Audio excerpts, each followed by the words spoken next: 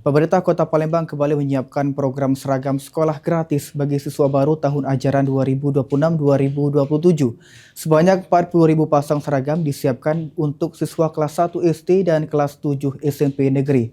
Bantuan ini pemirsa ditargetkan segera disalurkan setelah proses pengadaan selesai. Pemkot Palembang menyiapkan sekitar 40.000 pasang seragam gratis bagi siswa baru tahun ajaran 2026-2027. Kepala Dinas Pendidikan Kota Palembang, M. Afan Prapanca, menyebut sekitar 20.000 pasang diperuntukkan bagi siswa SD dan 20.000 pasang untuk siswa SMP.